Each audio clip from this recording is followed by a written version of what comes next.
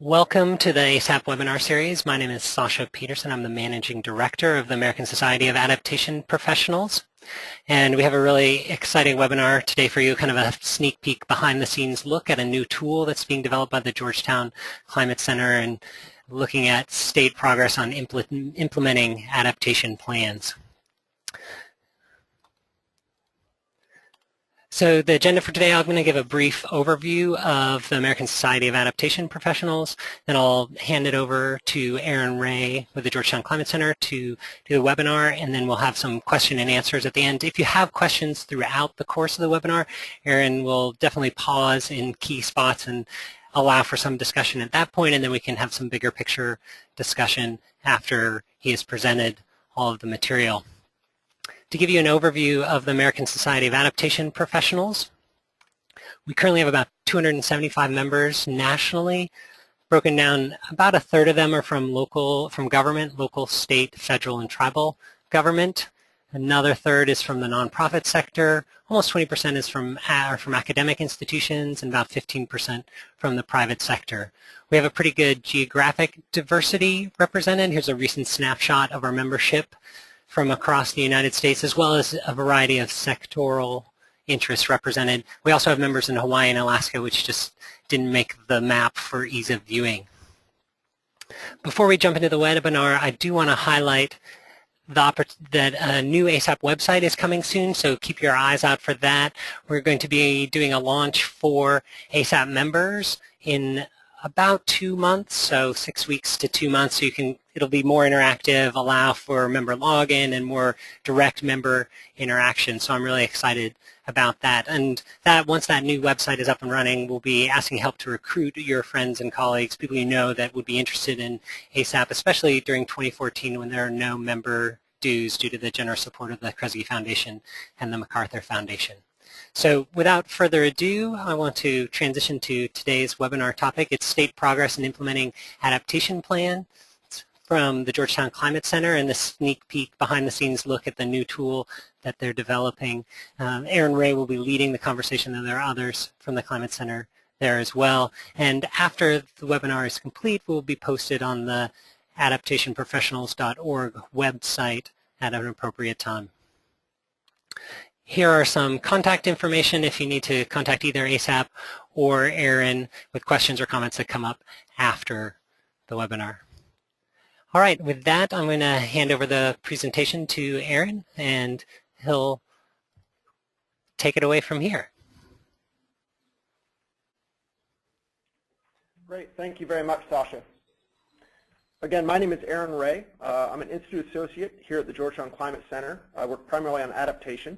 I'm here with my colleagues Jessica Granis and Chris Coyle, and I'm excited to be sharing with you a sneak peek at one of our newest projects. First, I want to tell you a little bit about the Climate Center, and then I'll introduce our new project to you. The Georgetown Climate Center is a nonpartisan institute based at Georgetown Law in Washington, D.C. We're led by Executive Director Vicki Arroyo, and we seek to advance effective climate, energy, and transportation policies in the United States, policies that reduce greenhouse gas emissions and help communities adapt to climate change.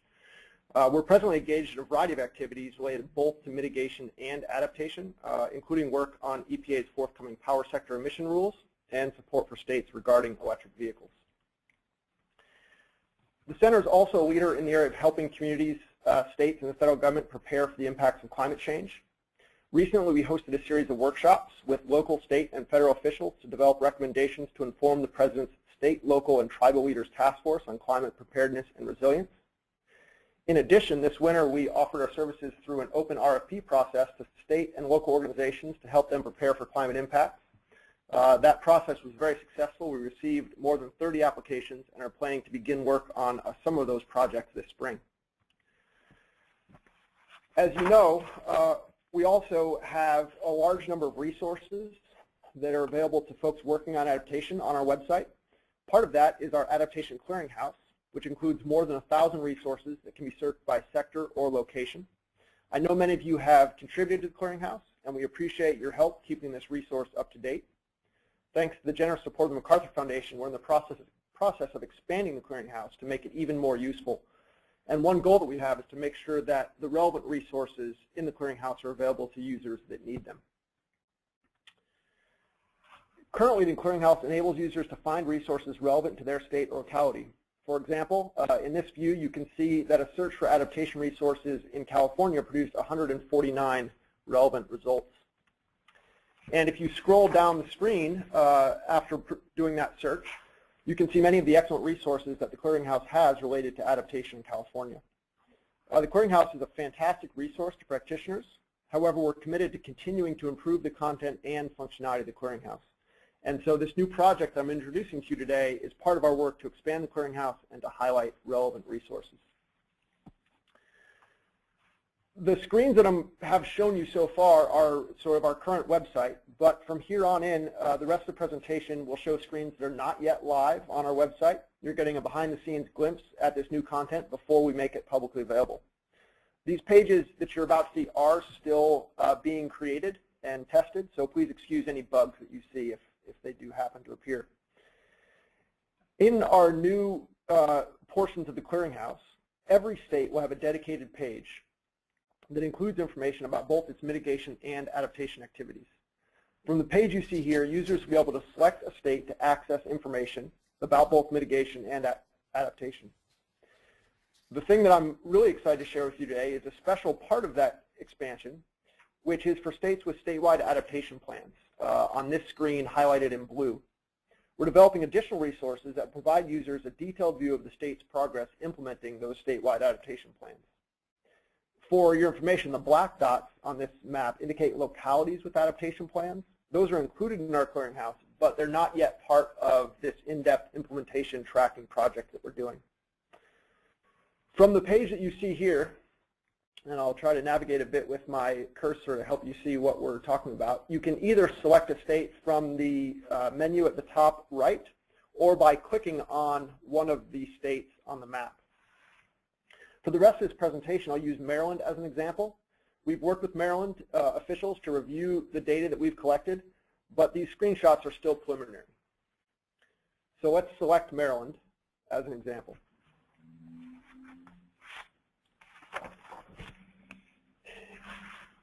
We're launching this new tool for the 13 states with statewide plans.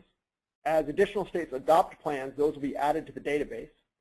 Before I jump into the Maryland example, I want to introduce the tool to you, give you a chance to ask questions, and then I'd like to describe our methodology just a bit before we do that. We've developed a detailed methodology to guide our research to ensure that it's consistent and objective as we look across states. The first thing you did was identify statewide adaptation plans and the goals in those plans. For those goals, we categorize them by sector and type.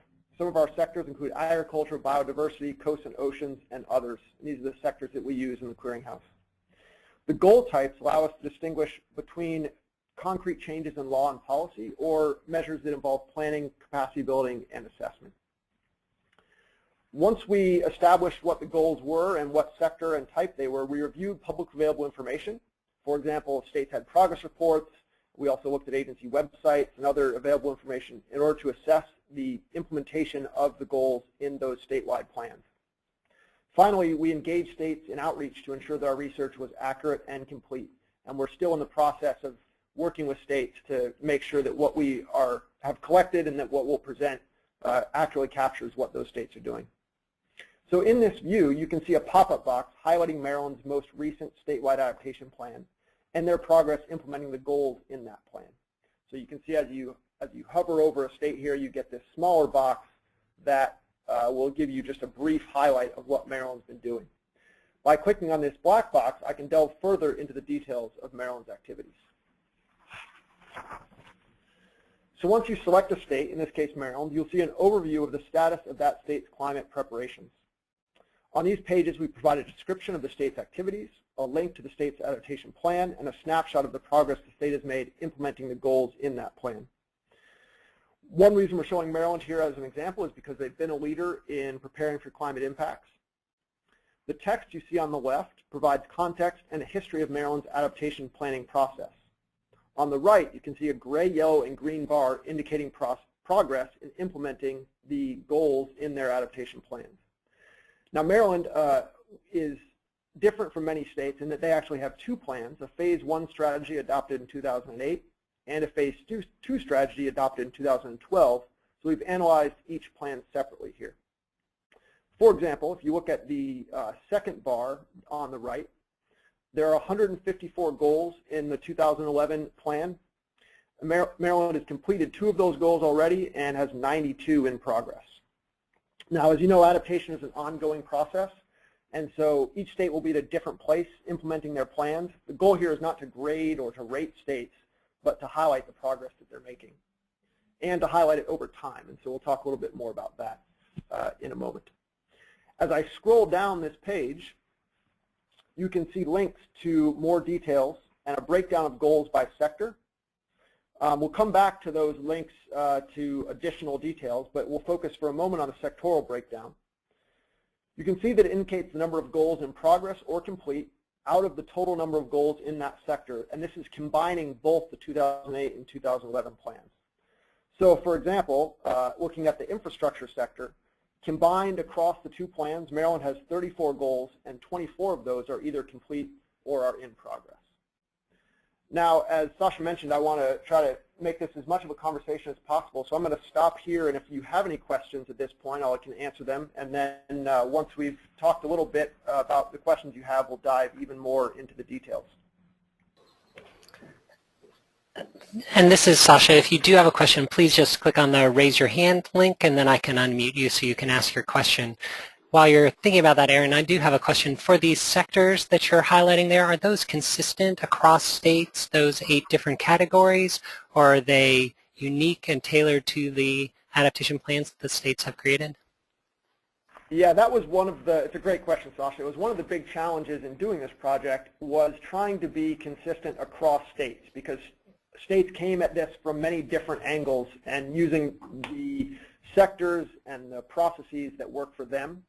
So what we try to do is create a methodology that we can apply consistently across the states. In some cases, that meant we had to categorize things in a slightly different way than the state might. So states would refer to something like biodiversity differently. Some might call it ecosystems, some might call it ecological resources. We've had to put things in categories that we can apply across states.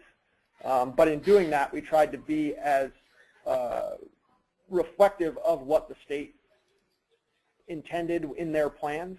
So the short answer is these are categories that we can apply across states. They may be referred to differently in each state. Okay, yeah, that makes sense.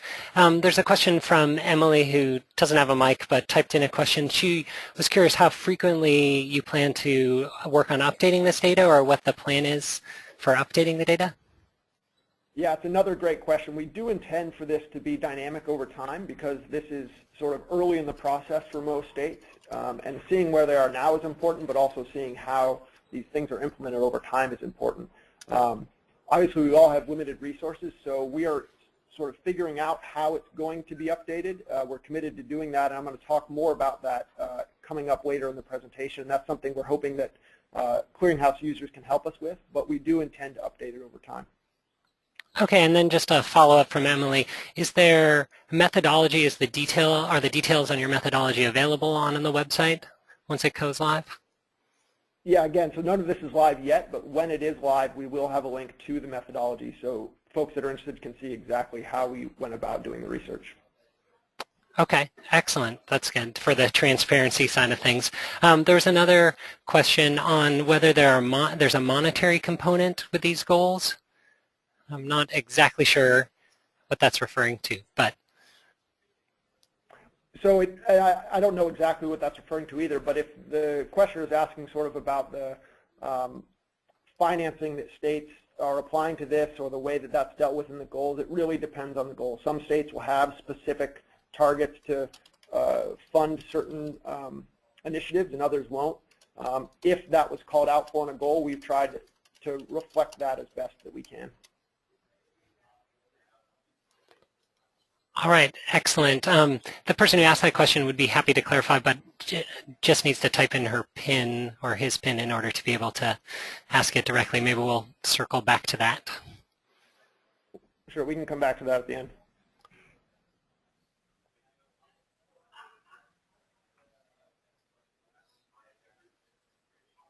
So if there aren't any other questions at this point, I'm going to move on and we'll have opportunity for more questions later on.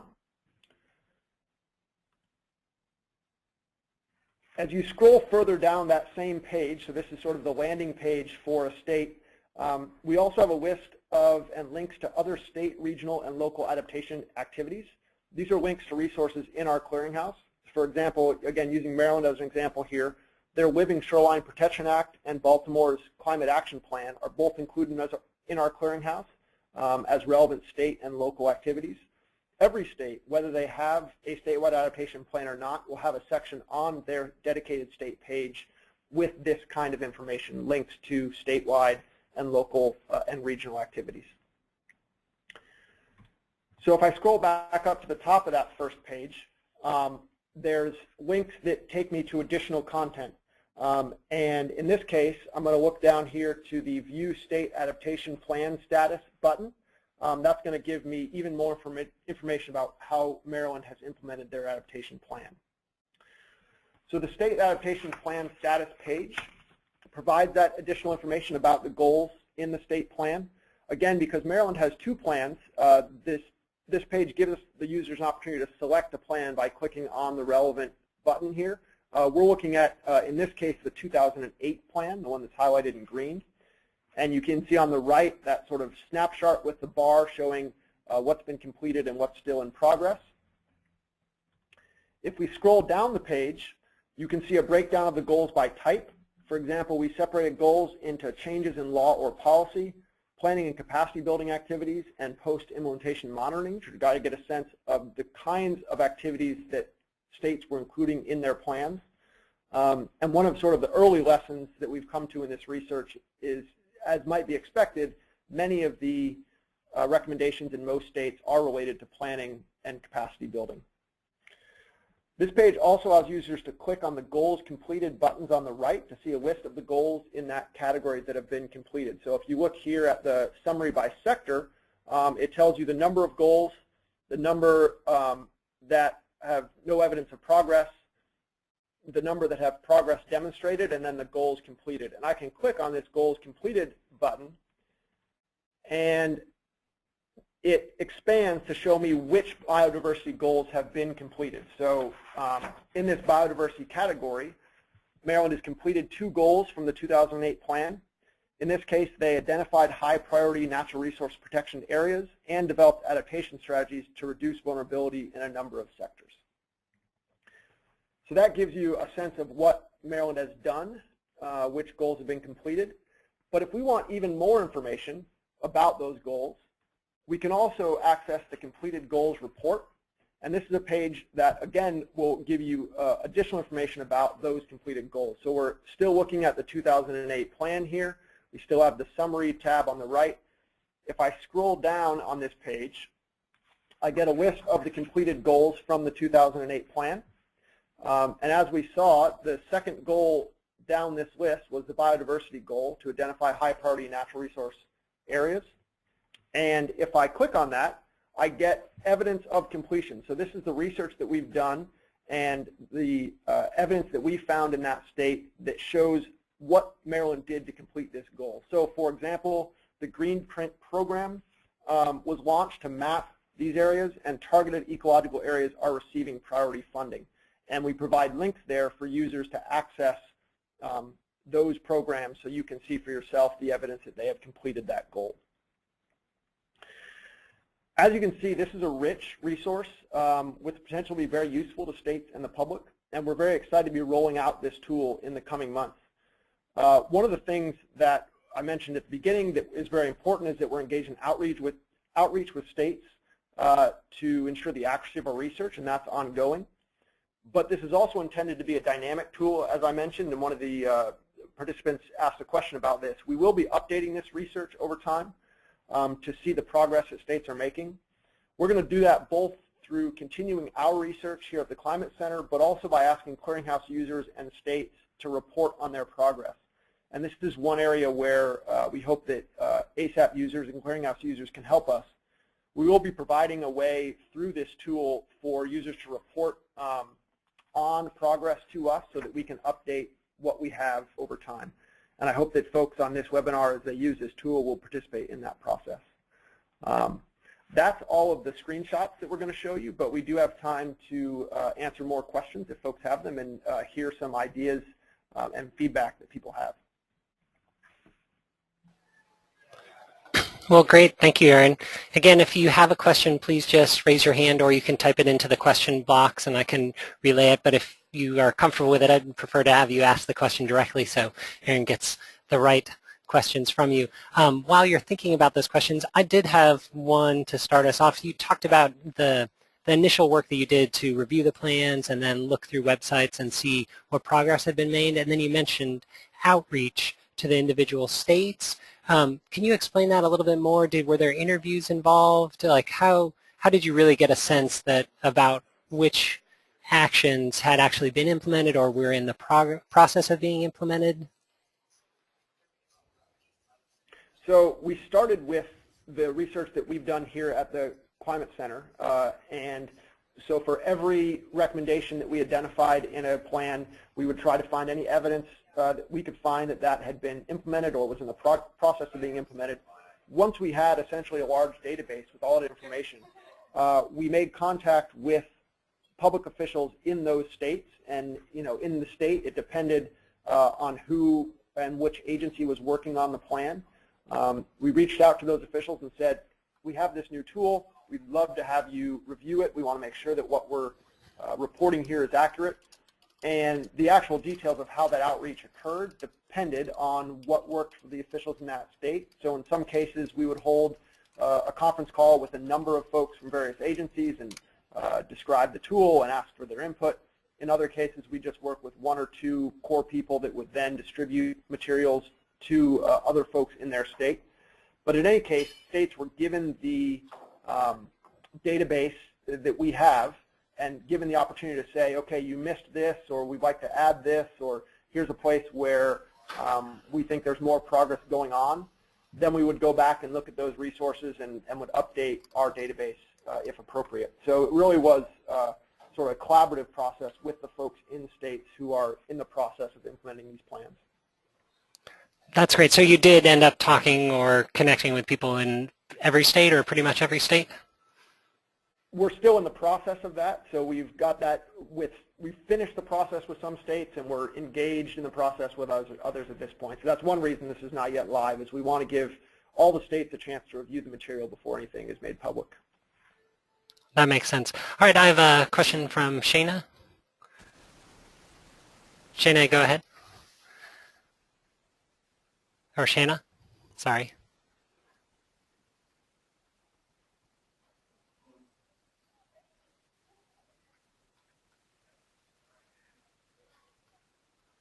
I think you should be unmuted on our side if you want to go ahead and ask your question.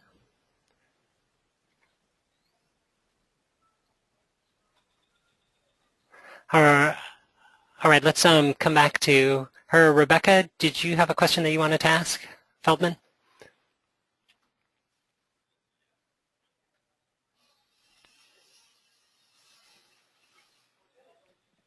Sasha, can you hear me? Yes, I can. I wanted to thank the folks at the Georgetown Climate Center for putting together all this terrific information. I think it's going to be very useful to practitioners. And I wanted to inquire what the source of funding for the project has been, or source is. Thanks, Rebecca. This current amount of research and the development of the tool has been funded by the MacArthur Foundation. As we go on and continue to update that, obviously funding is an issue, and so we have to find ways to make it sustainable, but we're really thankful to have that funding from MacArthur to start.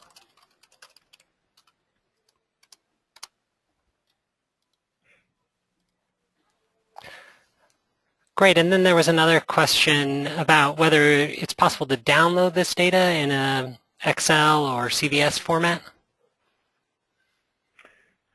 So currently no, and we haven't really decided how to make that possible if we're going to. It's certainly a great question, and the purpose of this obviously is to get the information into the hands of people that are interested in it and can make use of it.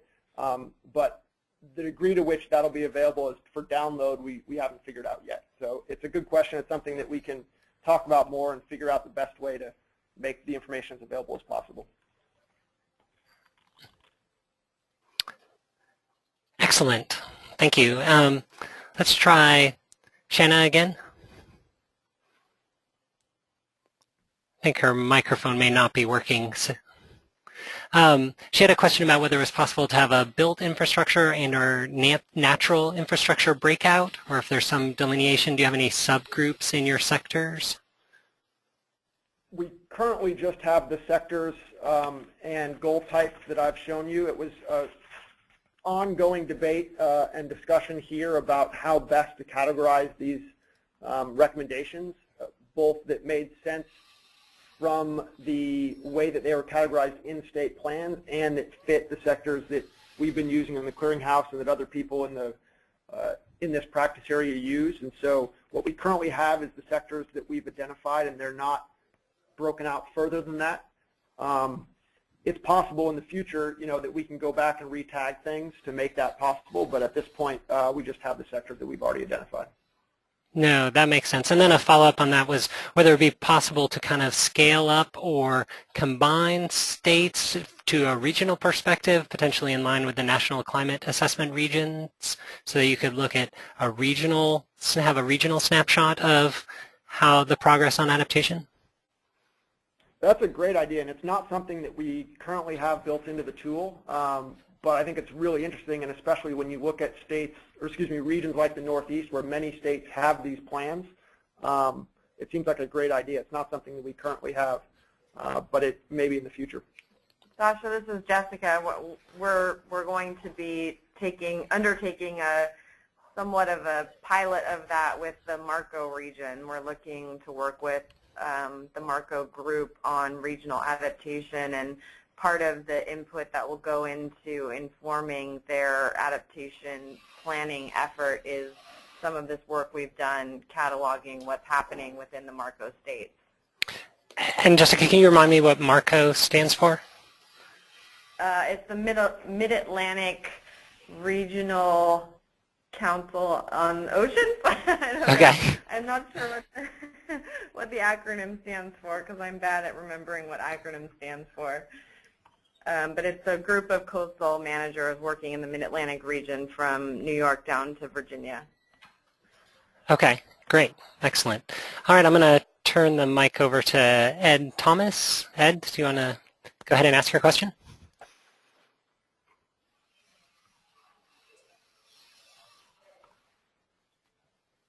Ed, are you there? I can't hear you on my side.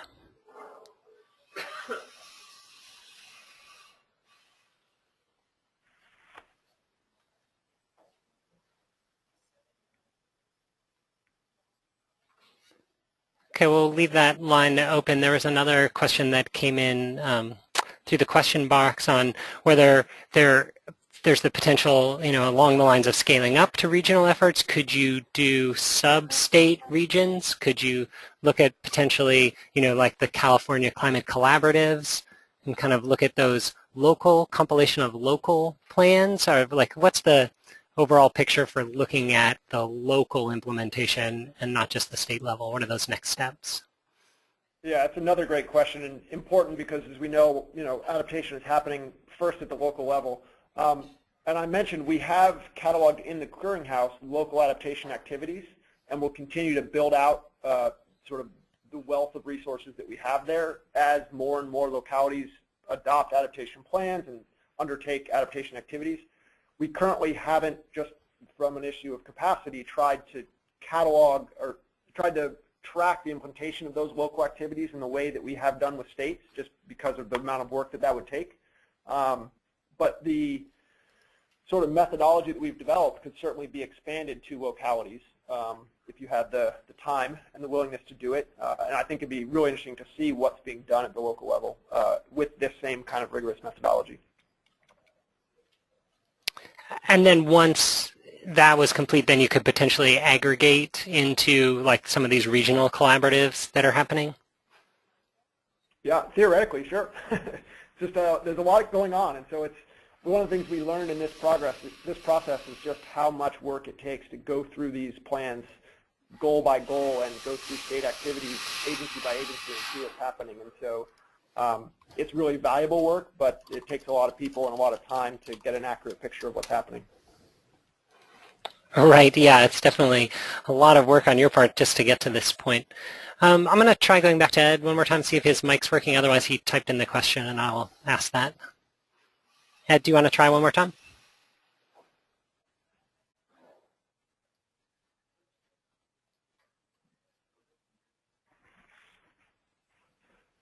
All right, unfortunately, it doesn't sound like it's coming through. He said that it was a really great presentation and a very valuable concept. And his question is whether there'll be follow-on evaluation of the state plans as their real value in achieving adaptation and resilience. So thinking about evaluation of whether they're being successful or not. Maybe not just if they're completing what they said they were going to do, but how effective it is. That's sort of the million-dollar question in adaptation, right? Is we can say what people are doing, but understanding the effect that it has on vulnerability is even harder. It's something that we talked about at the start of this process and was not something that we had the ability or the capacity to do now, but I know it's something that lots of people are working on around the country and around the world, and it's definitely the next step in terms of the scholarship of this, is figuring out not just what people are doing, but what impact it's having. We haven't been able to do that here, but hopefully it's something that we or other people can do in the future. Right, that makes sense. It's definitely a whole nother level of evaluation.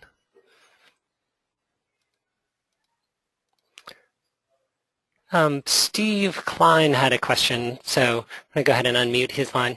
Steve, are you there? Yeah, my question was, if you've had an outreach effort with the National Governors Association to kind of present that, in their forum, so that they can, kind of understand that, at a governance level and be in a forum where there's, other governors from other states and, just kind of look at it in an executive way, meaning, is it just a feed, or do we get some benefit, in, this kind of the states as laboratories? And any contact there with?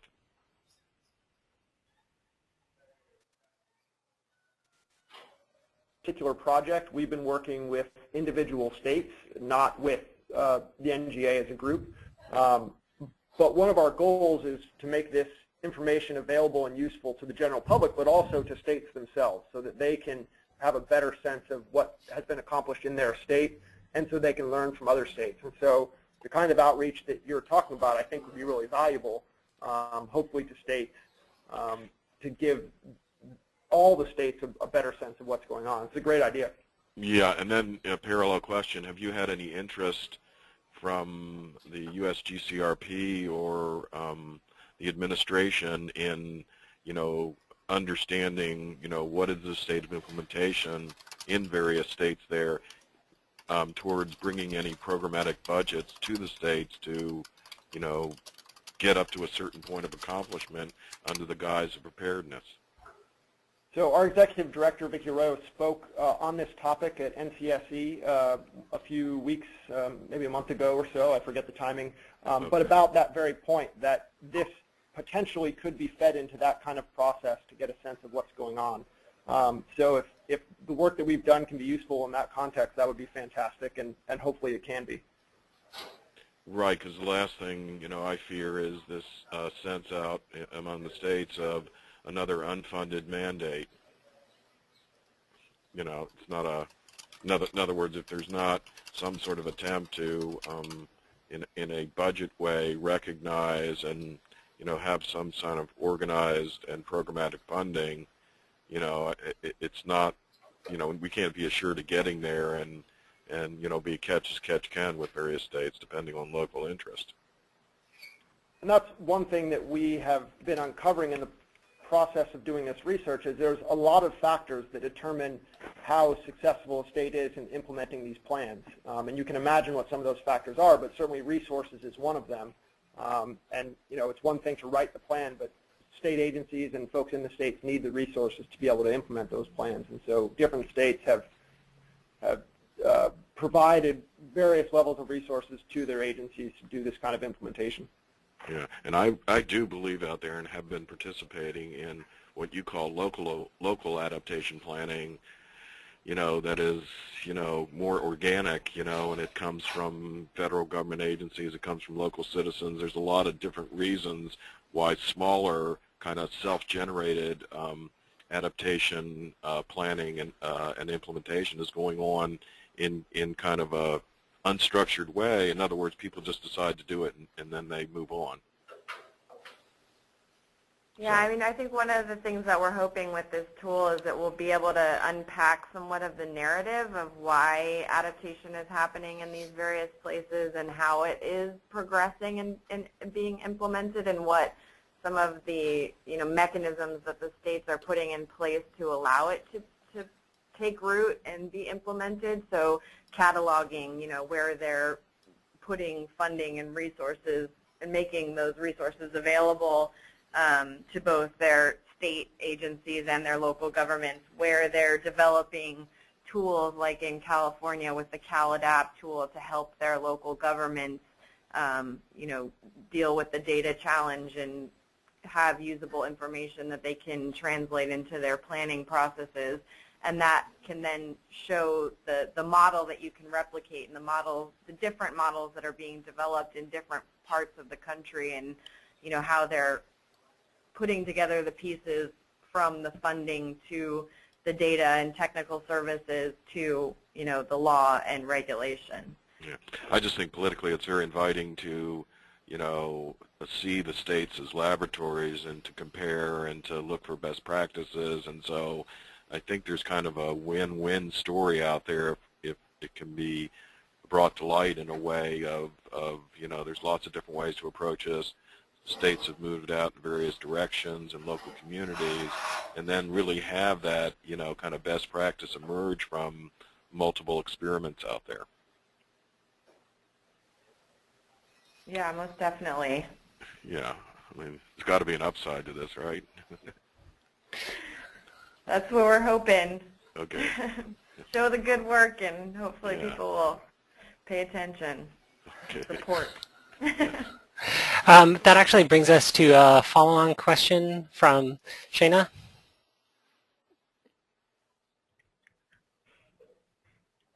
Hey, Shana, are you able to get on? All right, maybe still not quite working, but she was curious if there's a mechanism for the state leaders to have conversations about this and kind of share some of that experience that they're having on either the barriers or the successes. Is there a way for feedback from the states to this and the progress that they're making? So as I mentioned, states have been involved with us in the research on the front end of this to make sure that what we have is accurate, and we're hoping and expecting that those folks will also be involved on an ongoing level as we update this over time. But I think the idea of then sort of using this as an impetus to get states together to talk to each other is a good idea. Yeah, and actually maybe some of those conversations could potentially happen through ASAP. Yeah, we would welcome that. And again, I think this Mid-Atlantic project will be our first foray into using this tool to inform kind of interstate conversations, and so they can figure out where their plans align, where they have similar goals, and what is best done at a regional scale, and where they can best collaborate. Right, if they're not already having those conversations, this might be a way to motivate and get those conversations going.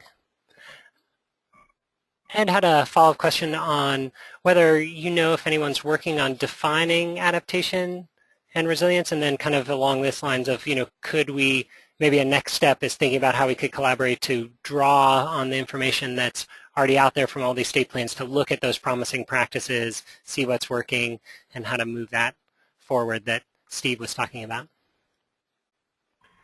Well, it brings up sort of the hard questions about what does it mean to adapt and what does it mean to be resilient, and it's something that we certainly have not tried to do in this project. We've really tried to say, what are states doing, and how do we know what states are doing, and how can we share that without making judgments about whether they're doing it correctly or whether it's achieving the goal that is desired. That's not what we were trying to do in this project, but hopefully this can further some of those conversations. I mean, maybe by looking across states, we can get a better sense of what adaptation and resilience means as given in examples from the states, right? Like, here's what states are doing to become more resilient, and that helps define what we mean by resilience. Right. No, definitely it brings up that old adage that, if you don't, what you measure gets managed. So if we are being able to track and follow things, then maybe we can start to have those conversations and bring the right partners to the table to do some of that additional level of evaluation or compilation at either the local level or the regional levels. And also, and this gets especially to looking at what's happening at the local level, but also the state level, it's one thing for someone from outside the process to say what we think the vulnerabilities are, but in a democracy you would expect that localities and states will respond to the vulnerabilities as they perceive them. And so having a catalog of what states are actually doing gives us a window into the vulnerabilities that they perceive as being most important and most in need of adaptation.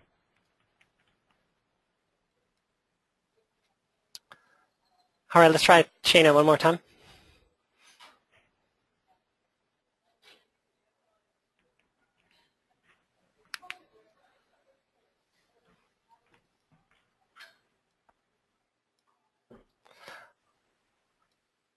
All right, any other thoughts or questions from the rest of the participants while we have this great group on the line?